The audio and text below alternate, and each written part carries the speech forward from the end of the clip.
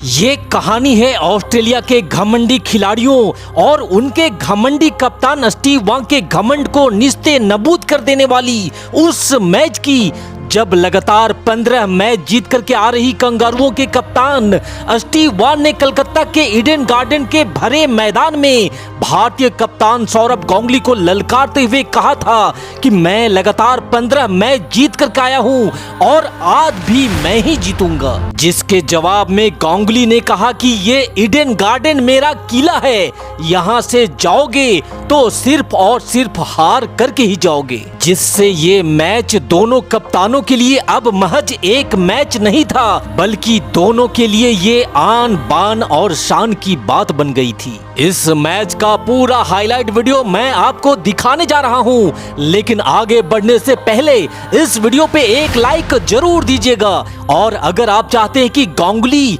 Steve Waugh का घमंड तोड़कर चकनाचूर कर दे, तो कमेंट में भारत माता की जय लिखकर पूरा वीडियो देखिएगा। भारतीय टीम के कप्तान सौरभ गांगुली अपने साथियों के साथ कंगारुओं को मुंह तोड़ जवाब देने का इरादा लेकर ईडन गार्डन के मैदान पर दस्तक दे चुके थे, लेकिन उनके साथ ही दस्तक देता है मुसीबतों का एक पहाड़। भारतीय टीम के स्टार गेंदबाज अनिल कुंबले कंधे की चोट के कारण मैच से बाहर हो जाते हैं। वहीं अजीत अगरकर भी तेज बुखार के कारण बेड रेस्ट पर चले जाते हैं, जिसके कारण भारतीय कप्तान सौरभ गांगुली ने जहीर खान एवं हरभजन सिंह जैसे गेंदबाजों को इस मैच के लिए मौका दिया और इन्हीं नए गेंदबाजों के दम पर दादा को तोड़ना था कंगारुओं का घमंड। हालांकि मैच शुरू होने से पहले दुनिया भर के क्रिकेट पंडितों ने इस मैच में भारत की बड़ी बुरी हार की भविष्यवाणी भी कर चुके थे। इसके बावजूद भी लगभग 70,000 भारतीय दर्शक इतिहास के इस तख्ते पलट की आस लेकर ईडन गार्डन में पहुंचते हैं। फिर बारी आती है टॉस की, जहां ऑस्ट्रेलियाई कप्तान स्टीव वॉ के टॉस जीत जाने से कंगारुओं का सीना थोड़ा और चौड़ा हो गया था। टॉस जीतकर पहले बल्लेबाजी करने उतरी ऑस्ट्रेलिया के बल्लेबाजों ने पहले दिन के खेल से ही ताबड़तोड़ बल्लेबाजी करनी शुरू कर दी और पहले विकेट के लिए ही शतकीय साझेदारी भी बना डाली। भारत को पहली सफलता 103 रनों पे मिला, लेकिन इसके बाद भी कंगारू बल्लेबाजों ने आतंक मचाना जारी रखा। पहले दिन का खेल पूरी तरह से ऑस्ट्रेलिया के पक्ष में रहा और ऑस्ट्रेलिया ने पहला दिन समाप्त होने तक 4 विकेट खोकर 252 रन बना लिए थे। लेकिन दूसरे दिन के खेल में कंगारू बल्लेबाजों के लिए काल बनकर आने वाला था एक ऐसा गेंदबाज जिसे भारतीय टीम के कप्तान सौरभ गांगुली ने अपनी जिद से टीम सिलेक्टर और कोच से लड़कर उसे इस मैच के लिए लेकर के आए थे।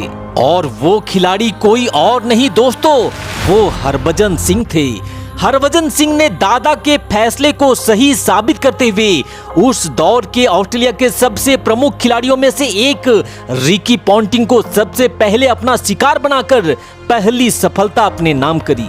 और उसकी अगली ही गेंद पर भज्जी ने ऑस्ट्रेलिया के सबसे खूंखार बल्लेबाज एडम गिलक्रिस्ट को भी आउट कर 2 बॉल पर लगातार 2 विकेट लेकर मानो ऑस्ट्रेलिया की कमर ही तोड़ डाली थी। लेकिन असली मजा तो देखना अभी बाकी था, क्योंकि अब हरभजन सिंह हैट्रिक पर थे। बल्लेबाज को चारों तरफ से घेर लिया गया और फिर भज्जी ने कमाल का एक और तीर चलाया, जिस पे शेन वॉर्न भी खुद को बचा नहीं पाया और भारतीय क्रिकेट के इतिहास में भज्जी ने पहला हैट्रिक विकेट लेकर पूरे ईडन गार्डन को नाचने पे मजबूर कर दिया। पिछले 3 गेंदों में हरभजन सिंह ने ऑस्ट्रेलिया को पूरी तरह से बैकफुट पर ढकेल दिया था, लेकिन समस्या ये थी कि एक छोर पर स्टीव वॉ ऑस्ट्रेलिया के लिए अभी भी दीवार बन करके डरता था, जिसने जैसन गिलेस्पी के साथ मिलकर एक बार फिर से शतकीय साझेदारी बना ली। स्टीव वॉ ने कप्तानी पारी खेलते हुए ना सिर्फ शतक ठोका,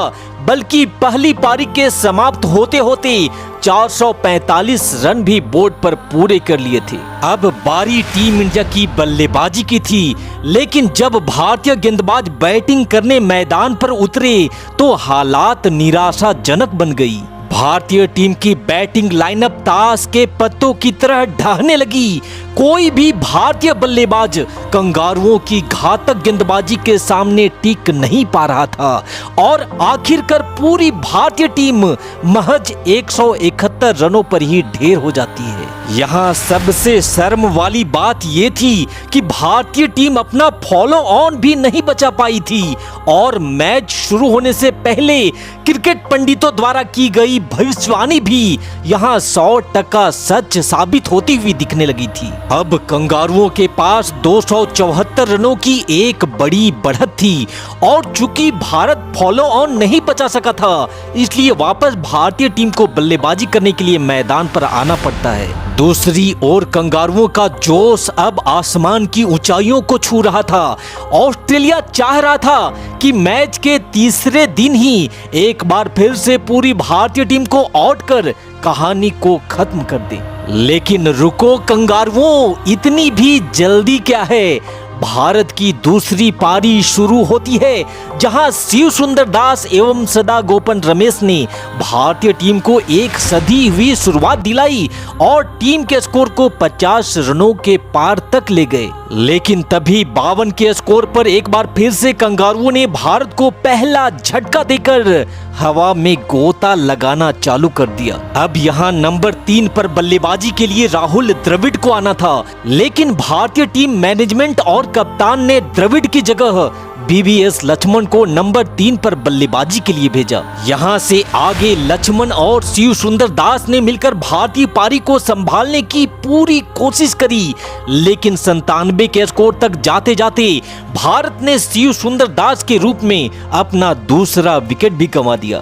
दास के जाने के बाद बल्लेबाजी के लिए आते हैं सचिन तेंदुलकर, लेकिन समस्त भारतीय फैंस की बची खुची उम्मीद भी पूरी तरह से टूटकर तब बिखर जाती है जब सचिन भी मात्र 10 रनों की एक छोटी सी पारी खेल आउट हो जाते हैं। हालांकि यहां से आगे भारतीय कप्तान सौरभ गांगुली और बीबीएस लक्ष्मण ने काफी हद तक भारतीय पारी को संभाला, लेकिन फिर 48 रनों के निजी स्कोर पर गांगुली भी आउट हो जाते हैं और गांगुली के आउट होते ही लगभग हर किसी ने इस मैच में भारत की हार को कबूल भी कर लिया था। अब लक्ष्मण का साथ देने मैदान पर बल्लेबाजी के लिए आते हैं राहुल द्रविड़, जो आमतौर पर नंबर 3 पर बल्लेबाजी के लिए आते थे, लेकिन उनको आज सुबह से ही बुखार था।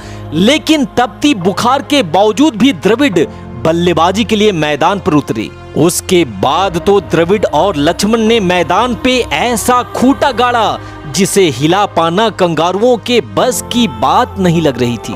ऑस्ट्रेलिया के तेज गेंदबाज हो या शेन वॉर्न जैसा घातक स्पिनर, द्रविड़ और लक्ष्मण के बनाए दीवार को कोई भी भेद नहीं पा रहा था और फिर देखते ही देखते बीबीएस लक्ष्मण ने अपना शतक भी पूरा कर लिया। अब तक तीसरा दिन का खेल समाप्त हो चुका था, लेकिन अभी भी भारत ऑस्ट्रेलिया से 6 रन पीछे ही था। पर चौथे दिन के खेल में जब द्रविड़ और लक्ष्मण एक बार फिर से मैदान पर बल्लेबाजी के लिए उतरे तो सुबह से ही कंगारुओं को दौड़ा दौड़ा करके पीटना शुरू कर दिया। द्रविड़ और लक्ष्मण के बीच बढ़ती पार्टनरशिप देखकर अब लोग थोड़ा ही सही पर उम्मीद करने लगे थे कि शायद ये मैच अब ड्रॉ हो सकता है, लेकिन इतिहास को तो आज कुछ और ही मंजूर था। एक तरफ जहां राहुल द्रविड़ अपने शतक की ओर आगे बढ़ रहे थे, वहीं बीबीएस लक्ष्मण ने दोहरा शतक ठोक ऑस्ट्रेलियाई खिलाड़ियों के माथे पर सिकन पैदा करना शुरू कर दिया था। अब वक्त सूरज के ढलने का हो चुका था और ढलते सूरज के बीच राहुल द्रविड़ ने भी अपना शतक पूरा कर लिया था। चौथे दिन का खेल खत्म हो चुका था और आज पूरा दिन भारत ने एक भी विकेट नहीं खोया था, जिससे ऑस्ट्रेलियन खिलाड़ी पूरी तरह से तिलमिला उठे थे। अब बारी मैच के 5वें और आखिरी दिन की थी।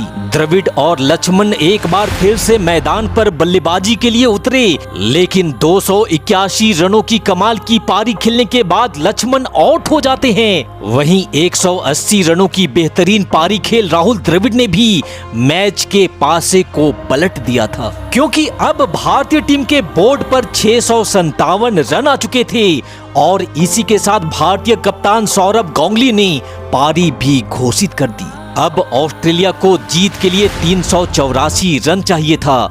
ये मैच पूरी तरह से ड्रॉ होता दिख रहा था, लेकिन आखिरी दिन के खेल में भारतीय गेंदबाजों ने जो कारनामा किया उसे जब तक सूरज चांद रहेगा इस पल को कभी हिंदुस्तान भुला नहीं पाएगा। हरभजन सिंह, जिनको दादा अपने जिद से इस मैच में लेकर के आए थे, उन्होंने दूसरी पारी में भी ऐसी कमाल की गेंदबाजी करी जिससे ऑस्ट्रेलिया के बड़े से बड़े 30 मार खान बल्लेबाज भी भज्जी के सामने टिक नहीं सके।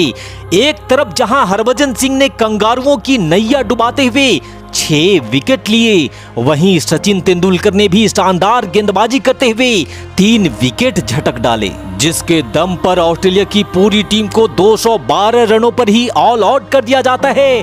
और जिस मैच में किसी को भी जीत की उम्मीद नहीं थी, उस मैच को 171 रनों से जीतकर भारत ने इतिहास बना दिया। तो भारतीय टीम की इन सुनहरी यादों के नाम इस वीडियो पे एक लाइक जरूर दीजिएगा, साथ ही चैनल को सब्सक्राइब कर अपना प्यार और सपोर्ट हम पे यूं ही बनाए रखिएगा। Thanks for watching this video. जय हिंद, वंदे मातरम।